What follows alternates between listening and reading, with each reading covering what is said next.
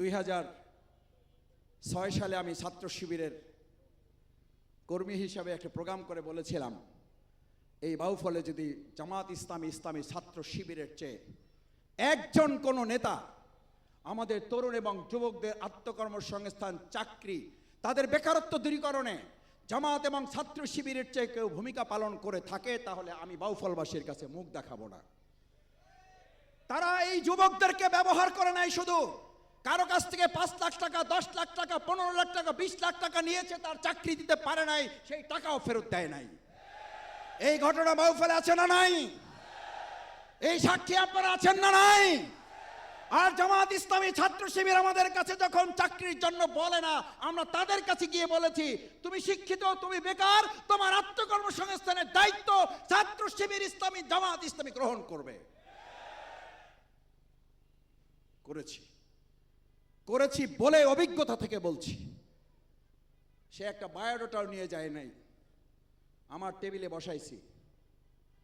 Computer অপারেটরকে ডেকেছি, computer operator আসেন, এই ভাইকে নেন, ভাইকে বায়োডাটা পূরণ করান, পূরণ করে ফোন নাম্বারটা দিয়ে ওই ভাইকে ছেড়ে দেন। ওই বায়োডাটা আমি এক অফিসে পাঠিয়েছি।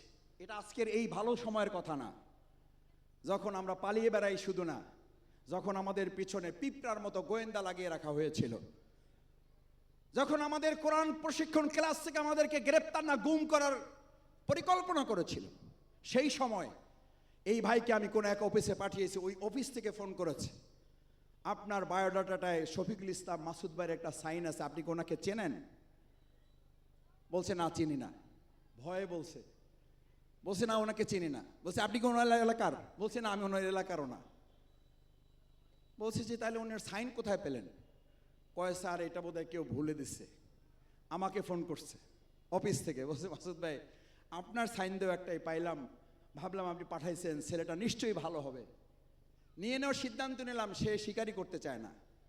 আমি ফোন করলাম, ভাই অফিস থেকে বোধহয় আপনাকে ফোন করছিল। বলে মাসুদ ভাই, আবার একবার স্যার কয়, একবার ভাই কয়, মানে ভয় পেয়ে গেছে। তা বললাম, ফোন করছিল কোন অফিস থেকে? বলছে যে স্যার ফোন করছিল। তাই বললাম, কী বলছেন? বলছি যে স্যার আপনারে আমি চিনি না, কারণ আমি মনে করছি আপনারে যদি চিনি তাহলে আমারে পুলিশ ধরে নিয়ে যাবে। যদি আপনারে চিনি এই কথা বলি, তাহলে আমার পরিবারের নামে মামলা দিবে। এই ঘটনা বাউফলে ঘটছে না, ঘটে নাই? এই পরিণতি বাউফলে হয়েছে না হয় নাই? আমি বললাম আপনার কোনো ভয় নাই, অফিসে যাবেন, দেখা করবেন, আশা করি আপনার একটা কর্মসংস্থান, জীবিকার হালাল ব্যবস্থা আল্লাহ তাআলা করে দেবেন। বলছে যে স্যার ভুল হয়ে গেছে, আপনি কিছু মনে করেন না, দেশে পরিস্থিতি তো বুঝেন স্যার, আমরা গরিব মানুষ। এই পরিস্থিতিকে মাথায় রেখে বাউফলে অন্তত কয়েক হাজার তরুণ যুবককে আমরা আত্মকর্মসংস্থানের জন্য বাউফলে এসে ঢাকায় ডেকে নিয়ে প্রশিক্ষণ দিয়ে তারপর আমরা তাদের কর্মসংস্থান দিয়ে বলেছি, বেকারত্বের অভিশাপ থেকে তোমাকে বাঁচানোর জন্য জামাত ইসলামী ছাত্র শিবির তোমার পাশে আছে। এই তো গেল ছাত্রের কথা, তরুণের কথা। অভিভাবক ফোন করেছে, মাসুদ তুমি আমাদের বাউফলের সন্তান, তুমি জামাত করো না, তুমি কোন দল করো, এটা আমাদের জানার দরকার নেই। আমি বললাম আমারও জানার দরকার নেই, আমি জামাত ইসলামী করি ঢাকায়, আমি রাজনীতি করি ঢাকায়। আমার বাউফলের একটা রাজনীতি আছে, সেই রাজনীতির নাম হলো বাউফলবাসী। বাউফলে আমার রাজনীতি, বাউফল আমার দলের নাম হলো, দলের নাম কি? দলের নাম কি? দলের নাম কি? বাউফলবাসী। এই কথা আজকে নতুন না, এই ভালো সময় খারাপ সময় না, সব সময় বলে এসছি, বাউফল আমার দলের নাম হলো বাউফলবাসী। আমি জানতেও চাই না আপনি মুসলিম না হিন্দু, আপনি শুধু জিজ্ঞেস করে। আমার ঢাকায় অপপ্রচার আছে, অপপ্রচার মানে আমাকে একটু মৃদু ইয়া করে আমাদের সংগঠনের লোকেরা আমাকে বলে, মাসুদ ভাই আপনার অফিসে তো ঢোকা যায় না। আমি বললাম কেন? বলে যে আপনার অফিসের সামনে জুতা দেখে ভয়ে চলে আসে। কি দেখে? জুতা দেখে, বুঝছেন? মানে বারান্দায় যাওয়ার পরে যে জুতার সিরিয়াল দেখে আর কি, একটার উপর আর একটা, তার উপর আর একটা, ও যে জুতার সাইজ দেখে বুঝছি যে আপনার রুমে কতজন, এই জন্য আর মাথাও দেয়নি। ও যে আপনার রুমে গিয়ে জানতে চাই যে এখানে 50 জন বসা আছেন, এর মধ্যে বাউফল করা। কয় যে আপনি এটা জিজ্ঞেস করেন না, জিজ্ঞেস করেন বাউফল ছাড়া আছে কারা। আলহামদুলিল্লাহ আমার জন্য এটা অত্যন্ত অহংকার, এটা আমার জন্য গর্বের যে আমি বাউফলবাসীকে এই সারার জায়গায় নিতে পেরেছি। আমি সারা দিলে, ডাক দিলে বাউফলবাসীকে বিগত 25 বছর আমার সাথে আপনাদেরকে পেয়েছি। আমি আশা করি আগামী দিনের সমস্ত রাজনৈতিক পথ মাত্রায় অতিক্রম করার জন্য এর চেয়েও যদি ভয়ঙ্কর পথ এই বাউফলবাসীকে আবিষ্কার করে, সেই পথ অতিক্রম করার জন্য অতীতের চেয়ে সাহস, বলিষ্ঠতা নিয়ে আপনারাও আরো বেশি ভূমিকা পালন করার জন্য আগ্রহী থাকবেন। আমার সম্মানিত বাউফলবাসী, আপনাদের আর কষ্ট বাড়াতে চাই না। আমি মাদকের বিরুদ্ধে লড়াই করতে যে এখন আমাকে যারা পছন্দ করতেন, আগেও এই কিছুদিন আগেও যারা পছন্দ করতেন, তারা এখন আমাকে মৃদু মেসেজ দেয়, ভাই সবার ভোটে তো আপনার লাগবে নাকি? আমি বললাম হ্যাঁ লাগবে, কিন্তু দর্শকের ভোট আমার লাগবে না। দর্শকের ভোট কি বাউফলবাসীর লাগবে? মাসুদের লাগবে? আপনি কি চান দর্শকের ভোট নিয়ে আমরা জিতবো? এই ভয় যদি শফিকুল ইসলাম মাসুদকে কেউ দেখাইতে আসে, তাহলে আজকে আপনারা অনুমতি দিয়ে দেন, আমি ওই ভয়ের কাছে মাথা নত করব। কোন চাঁদাবাজ যদি শফিকুল ইসলাম মাসুদকে এই ভোটের ভয় দেখায়, আপনারা আমাকে অনুমতি দিতে হবে, ওই চাঁদাবাজের ভয়ের কাছে আমি মাথা নত করব। আমি পরিষ্কার সাফ জানিয়ে দিয়েছি, চাঁদাবাজের কাছে নতি স্বীকার করে শফিকুল ইসলাম মাসুদদের বিজয়ের প্রয়োজন নাই। আমরা চাঁদাবাজ, দখলদার, মাদক, অবৈধ অস্ত্রের বিরুদ্ধে লড়াই করাই হচ্ছে আমাদের সবচেয়ে বড় বিজয়। এই বিজয় অব্যাহত থাকবে, এই লড়াই অব্যাহত থাকবে, এই আন্দোলন অব্যাহত থাকবে। এই আন্দোলনের সাথে বাউফলবাসীও বিগত দিনের মতো লড়াই সংগ্রামে তারাও ভূমিকা রাখবে। না, আজকে আপনাদের অনুমতি দিতে হবে যে ভাই সবার ভোটেতে লাগবে, সুতরাং চাঁদাবাজদের বিরুদ্ধে কথা বলা বন্ধ করেন। বললেও গোপনে টোপনে বলেন, প্রকাশ্যে বলেন না। আমাকে মাঝে মধ্যে স্লিপও দেয়, মেসেজও দেয়, আমাকে 2-4 জন শুভাকাঙ্ক্ষী ফোনও করে, কয় মাসুদ তুমি এলাকায় যখন কথা বলবা তখন একটু মিষ্টি মিষ্টি কথা বলবা। কি কথা? কি কথা? মিষ্টি মিষ্টি। তা আমি বললাম মিষ্টি মিষ্টি বেশি হইলে তো ডায়াবেটিসের সমস্যা আছে। বেশি মিষ্টি হইলে ডায়াবেটিসের সমস্যা আছে। আমি বাউফলবাসীকে ডায়াবেটিসের দিকে ঠেলে দিতে চাই না, চাই না। এই বাউফলবাসীর কাছে আজ জানতে চাই, শফিকুল ইসলাম মাসুদ জামাত ইসলামী ছাত্র শিবিরকে মিষ্টি মিষ্টি কথা বলে অন্যায়কারীদের সাথে, মাদক কারবারিদের সাথে, চাঁদাবাজদের সাথে, দখলদারদের সাথে, সন্ত্রাসীদের সাথে আপোষ করে চলবো নাকি লড়াই করে চলবো? এই লড়াই আমরা সবাই আছি, আছি বাউফলবাসী।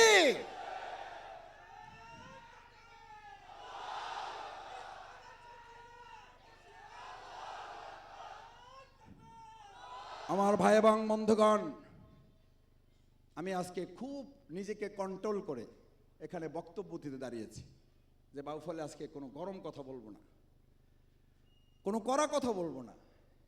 সত্যি বলছি, আসর পড়েছি, একটু পরে মাগরিব হবে, আল্লাহ সাক্ষী করে বলছি, ইমানটাকে মানাইতে পারি না, নিজের বিবেককে সামলাইতে পারি না। নামাজ পড়া যে আল্লাহর বিধান, অন্যায়ের বিরুদ্ধে কথা বলা সেই আল্লাহর বিধানে আছে না নাই? কুনতুম খায়রা উম্মাতিন উখরিজাত লিন-নাস, মানুষের জন্য একটা দল, একটা মত, একটা গোষ্ঠী, একদল মানুষকে বেরই করেছি আমি, তাদেরকে সৃষ্টি করেছি, তাদেরকে এই জন্য পাঠিয়েছি আমি। তা'মুরুনা বিল মা'রুফ ওয়া তানহাউনা আনিল মুনকার, তারা শুধু ভালো কথা বলবে, অন্যায় প্রতিবাদ করবে না। বুঝা শুনে বলেন ভাই, এই অন্যায়ের প্রতিবাদ করবে, এটা জামাত ইসলামের কথা, এটা ছাত্র শিবিরের কথা, এটা শফিকুল ইসলাম মাসুদের বাপের কথা, এটা শফিকুল ইসলাম মাসুদের নেতার কথা। কার কথা? কার কথা? যে আল্লাহর কথায় নামাজ পড়ি, ওই আল্লাহর কথায় অন্যায়ের প্রতিবাদ করবো না, করবো না। আপনি যদি ফতোয়া দিয়ে দিতে পারেন, মাসুদ তুমি এখন থেকে আর নামাজ পড়বা, কিন্তু আল্লাহর নির্দেশে অন্যায়ের প্রতিবাদ করা লাগবে না, তোমার আমি ফতোয়া দিয়ে দিলাম, তুমি জান্নাতি, আমি আজকে থেকে ভাই ভালো হয়ে গেলাম, একবারে ভালো হয়ে গেছি। কিন্তু আপনাকে আমার দায়িত্ব নিতে হবে জান্নাতের। আপনাকে বলতে হবে তুমি নামাজ পড়লেই জান্নাতে যেতে পারবা, অন্যায়ের প্রতিবাদ করার দরকার নেই। আমার সামনে আমার শ্রদ্ধাভাজন শিক্ষক তুল্য ওলামায়ে কেরামরা বসে আছেন। যখন তোমার সামনে কোনো অন্যায় হতে দেখবা, তখন তোমার দায়িত্ব হচ্ছে ফাইন লাম ইয়াস্তাতিউ, তুমি হাত দিয়ে প্রতিবাদ করো, যদি না পারো ফাবি লিসানিহি, মুখ দিয়ে প্রতিবাদ করো। ফাইন লাম ইয়াস্তাতিউ, যদি তাও না পারো ফাবি কলবিহি, অন্তরে ঘৃণা এমন ভাবে প্রদর্শন করো যেন সে টের পায় তুমি তার অন্যায়ের প্রতিবাদ করতে সক্ষম হয়েছো। আমার অন্যায়ের প্রতিবাদ করো, যদি কেউ টেরই না পায় তাহলে আমাকে ইসলাম নাম দিয়েছে বোবা শয়তান। এখানে বোবা শয়তান হতে রাজি আছেন কেউ? তাহলে অন্যায়ের প্রতিবাদ করতে হবে না, হবে না? শেষ কথা, অনেক আগাছা হয়েছে, সূর্যের আলো আপনার ঘরে আসে না। আপনি আগাছাকে যত্ন করে আরো বড় করবেন না ওই সূর্যের আলো পাওয়ার জন্য আগাছাগুলো দমন করবেন না, কাটবেন না, মূলোৎপাটন করবেন? কি পাওয়ার জন্য? সূর্যের আলো পাওয়ার জন্য। ফসল জমি এবং আগাছা একসাথে হয়েছে, আপনি লাগান নাই, ফসল পাওয়ার সুবিধার্থে আগাছা উৎপাটন করতে হয় না, হয় না? আগাছার বিরুদ্ধে লড়াই করতে হয় না, হয় না? আমরা টুকটাক কৃষি পরিবারের সন্তান, আপনারাও কৃষি পরিবারের সাথে সম্পর্ক আছে। ফসলের সুবিধার্থে যদি আগাছার বিরুদ্ধে লড়াই করতে হয় কৃষককে, এই বাউফলে যদি আগামী দিনে কল্যাণ, অগ্রগতি, উন্নতি পেতে হয়, তাহলে অন্যায় অসত্যের বিরুদ্ধে আমাকে আপনাকে লড়াই করতে হবে। সম্মানিত ভাই এবং বন্ধুগণ, আসুন, এই বাউফল আপনার, এই বাউফল আমার, এই বাউফল আমাদের। এই বাউফলে আগামী দিন আমি বলেছি কোনো এমপি হতে দেওয়া হবে না। আমরা কোন এমপি চাই না। কোন এমপি? যে এমপি হয়ে ব্যক্তি এবং পরিবার তার দলকে, ওই বাউফলকে নিজের মালিকানা দাবি করে। এই দাবি করা দল এবং এমপি মন্ত্রী আমরা বাউফলে পাইছি না, পাই নাই? আগামী দিনে বাউফলে মালিকানা সর্বস্ব কোনো এমপি আমরা হতে, আগামী দিনে এমপি হবে 4.5 লক্ষ মানুষ, এখানকার জনপ্রতিনিধি হবে তাদের সেবক, এখানকার এমপি মন্ত্রীরা হবে তাদের খাদেম। আমরা এমপি নামের আর কোন শাসক, কোন শোষক এই বাউফলে দেখতে যদি না চান, তাহলে সিদ্ধান্ত আপনাকে নিতে হবে। আমি বলছি না ছাত্র এবং তরুণেরা তোমাদের শুধু কেন্দ্র পাহারা দেওয়ার দায়িত্ব, তোমরা তো তারা, তোমরা তারা যারা গোটা বাংলাদেশে 56,000 বর্গমাইল পাহারা দিয়ে 2024 জুলাই আগস্টের গণ অভ্যুত্থানের জীবন বাজি রেখে বাংলাদেশকে নতুন আর একটা স্বাধীনতা এনে দিয়েছো। তারা শুধু কেন্দ্র পাহারা দেবে না, বাউফলকে পাহারা দিয়ে গোটা বাউফলকে বাংলাদেশে মর্যাদার উন্নতিতে নিয়ে যাবে। এই দায়িত্ব কি পালন করতে রাজি আছি সবাই? আমরা কি শুধু কেন্দ্র পাহারা দেব না, পুরো বাউফল পাহারা দেব? আমরা বাউফলের পাহারাদার হয়ে জনগণের সেবক হিসাবে ভূমিকা পালন করব। সেই দায়িত্ব যদি আপনারা কাঁধে কাঁধ মিলে করতে পারেন, আমি আপনাদের সন্তান, আমি আপনাদের ছোট ভাই। আমি এই কলেজে কাল প্রথম যখন পা রাখি, আমি মসজিদে আমার সম্মানিত মুসল্লিদের কাছে বলেছি, আমার মরহুম শ্রদ্ধাভাজন অধ্যাপক সিরাজউদ্দিন খান স্মৃতি বিজড়িত বাবার এই কলেজের সামনে আমার বাবাকে স্মরণ করে আপনাদের সামনে আমাকে পেশ করছি। আমার বাবা যখন জেলখানায় আমাকে গিয়ে হুইল চেয়ারে বসা দেখেছেন, আমার বাবা যখন আমাকে হুইল চেয়ারে বসা দেখেছেন, ওখানেই বাবা চেয়ারে বসে পড়েছেন। বলছে আমার 35 বছরের সন্তান, তাকে হুইল চেয়ারে বসে রাখা হয়েছে, আমি বৃদ্ধ বাবা দাঁড়িয়ে তাকে কি করে। এখানে বলে যখন চেয়ারে বসে গেছেন, আমি চেহারার দিকে তাকিয়ে দেখেছি আমার বাবা কতটা অসুস্থ হয়ে পড়েছেন। সেই অসুস্থতা থেকে বাবা মৃত্যুর কোলে ধাবিত হয়েছেন, আল্লাহ তাআলা তাকে নিয়ে গেছেন, আফসোস নেই। কিন্তু আমাকে যারা হুইল চেয়ারে বসিয়েছেন, আমার বাবা সেই দৃশ্য দেখার পর পুলিশের লোকেরা যখন সান্ত্বনা দিয়ে মাথায় হাত দিয়েছে, খালুজান একটু ধৈর্য ধরেন, আমার বাবা দ্ব্যর্থহীন কণ্ঠে চেয়ারে বসা থেকে আবার দাঁড়িয়েছেন। পুলিশের লোকেরা ভালো করে কান খুলে শোনো, আমার 4 ছেলেকে আল্লাহর দ্বীনের জন্য, ইসলামের জন্য বহু আগে তাদেরকে আমি আল্লাহর দিনের মুজাহিদ হিসাবে দিয়ে দিয়েছি। আর আল্লাহর সম্পদ আল্লাহ যেভাবে তাদের কাজে লাগায় আমি সিরাজউদ্দিন তাতে খুশি আছি। আমাদেরকে কোনোভাবে থামিয়ে দেওয়া যাবে না।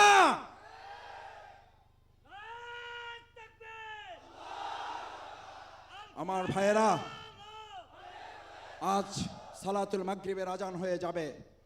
আমি শুধু আপনাদের এই আবেগের কথাটু এই কারণে বলেছি, আমার সাথে আমার বাবা লড়াই করেছেন, আমার সাথে আমার মা লড়াই করেছেন, আমার সাথে আমার সহধর্মিনী লড়াই করেছেন, আমার সাথে আমার সামনে বসা সেজ ভাই মনিরুল ইসলাম আজাদ লড়াই করেছেন। রাতের পর রাত বাড়িতে পুলিশ এসে বিরক্ত করত। আমি মাঝে মধ্যে বলতাম, ভাই তুই বাড়ি থেকে বাইর হয়ে যা, আমি ওখানে গিয়ে থাকি, এত কষ্ট আর শুনতে ভালো লাগে না।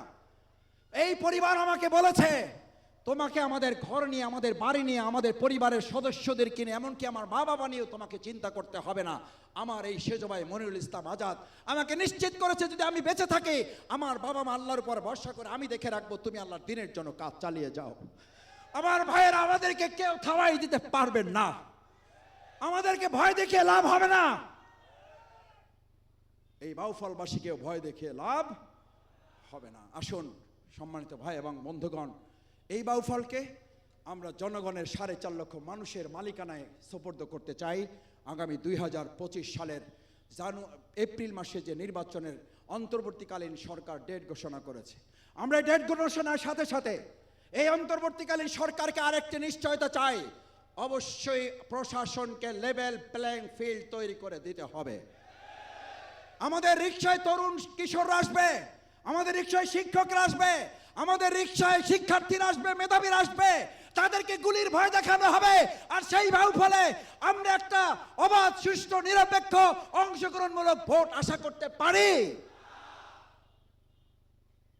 যারা মেধাবী শিক্ষার্থীদের সাথে এত বেয়াদবিপূর্ণ উস্কানিমূলক আচরণ করে, জীবনের নিরাপত্তার জন্য যারা হুমকি হয়ে দাঁড়ায়, নিশ্চয়ই আমার ভোটারদের সামনেও তারা হুমকি হয়ে।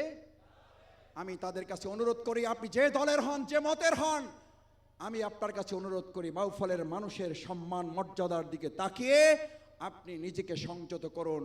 না হলে অবশ্যই প্রশাসনকে অনুরোধ করব তাদের বিরুদ্ধে আইনগত ব্যবস্থা গ্রহণ করার। আর যদি প্রশাসন আইনগত ব্যবস্থা গ্রহণ করতে ব্যর্থ হয়, এই বাউফলের 7 জন শহীদের রক্তের উপরে দাঁড়িয়ে আমরা ঘোষণা করতে চাই, 2.5 শতাধিক আহত পঙ্গুত্বের উপরে দাঁড়িয়ে ঘোষণা করতে চাই, আমাদের শহীদের রক্তের সাথে আর কোন নতুন ফ্যাসিস্টকে বেইমানি করতে দেওয়া হবে না। এই আহত পঙ্গুত্বদের বরণকারীদের সাথে আর কোন নতুন স্বৈরাচারকে বহন করতে দেওয়া হবে না। সেই প্রত্যাশা ব্যক্ত করে আপনারা যারা কষ্ট করে সকাল থেকে 6টা থেকে এখন পর্যন্ত, এখন 6টা পার হয়ে 7টা, এই 14 ঘন্টা যারা আমাদের সাথে সঙ্গ দিয়ে, ভালোবাসা দিয়ে, সাহচর্য দিয়ে, শ্রদ্ধা দিয়ে, সম্মান দিয়ে, দোয়া দিয়ে, আপনাদের চোখের পানি, আবেগ দিয়ে আমাদেরকে সাহস জুগিয়েছেন, এই সাহস যেন আগামী দিনে সুন্দর একটা বাউফল পরিবার গঠনে ভূমিকা পালন করে, সেই প্রত্যাশা ব্যক্ত করে সবাইকে ধন্যবাদ জানিয়ে আমার কথা শেষ করছি। আল্লাহ হাফেজ। বাংলাদেশ জিন্দাবাদ। বাংলাদেশ ইসলামী ছাত্র শিবির জিন্দাবাদ। আমার